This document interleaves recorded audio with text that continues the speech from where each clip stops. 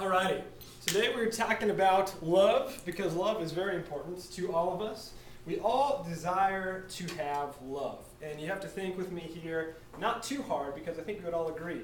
Every relationship that we have, every person that we are with, it all kind of wraps around the fact that we want love, not necessarily sensual and love with the opposite sex, but we want love just with each other. We want everybody to have fun and have love.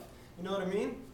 Now it's a very common thing for all of us, all right? Especially here at Northwest.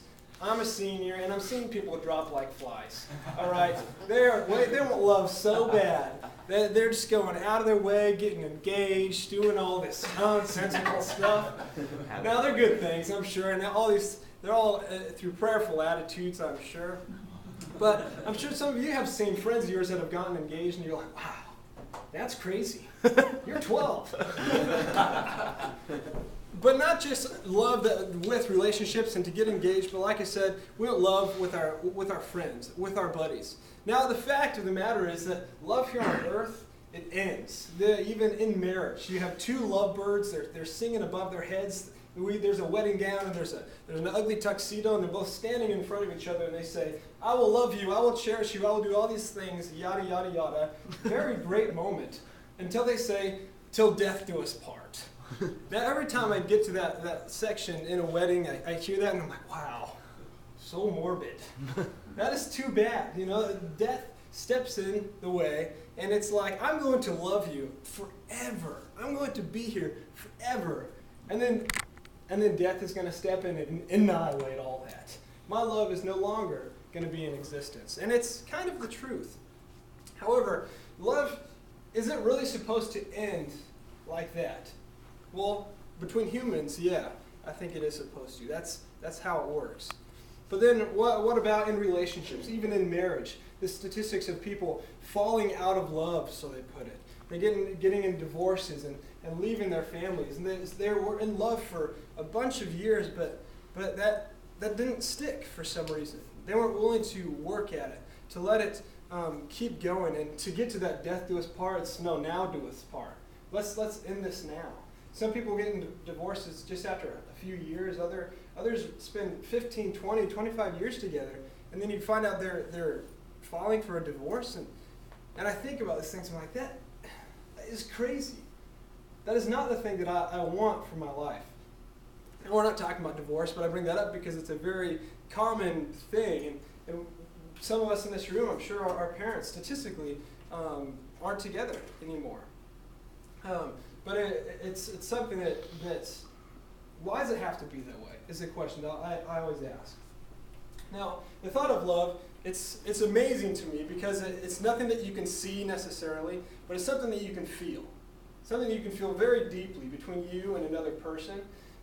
Just the fact that they care about you, the fact that you can be in community with them, the fact that you can be in companionship with another individual and call that love it's cool. We all can understand that. When I went off to college, I discovered something that later I realized was love. But at first, it really just bugged the heck out of me.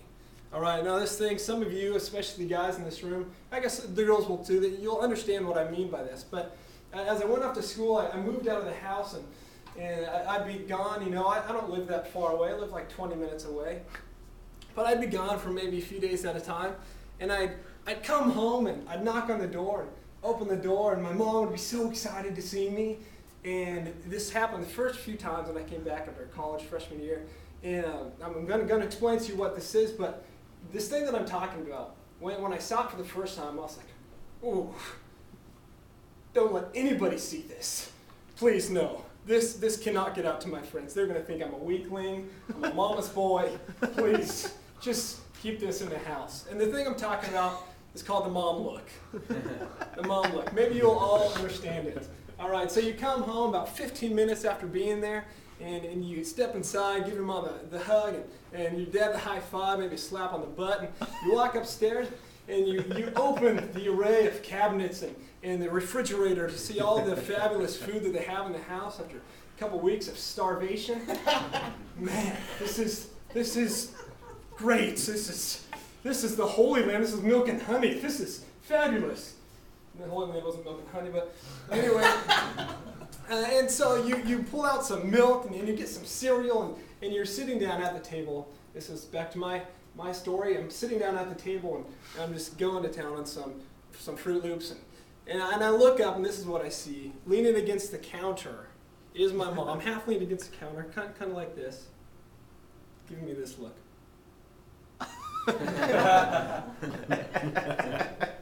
And I sit there, clueless, eating my Fruit Loops, and all of a sudden I look up. First couple times, try to pretend like you didn't see what's going on, assuming she's going to meander off and leave. And then you look again, what's going on here? There's something on my face. Is the milk bad? Am I going to throw up here soon? What's happening? Why is she staring at me? And finally, about the third time, as I came home, and finally I go, it's kind of mean, but I go, what? What's going on? Why are you staring at me? I'm just glad that you're home. Now that's something that bugged me to death because I picture that happening. You know, when I bring my first college girlfriend home, and that sounded bad to meet the parents, and she's sitting there just grinning at me like that, and I was like, please let me be my own man. Please don't do that. But what I realized, and I still have to tell myself this every time, is that I'm her son. Of course she's going to look at me like that. She's proud of me just because I'm flesh and blood. Even if I mess up, you know, she's still my mom, and it's okay. It might be awkward at times, but her love for me is so much stronger than I can even understand with my love for her because she's been around a lot longer. I was kicking her from the inside, you know. She's experienced me different than I have experienced her. Now, that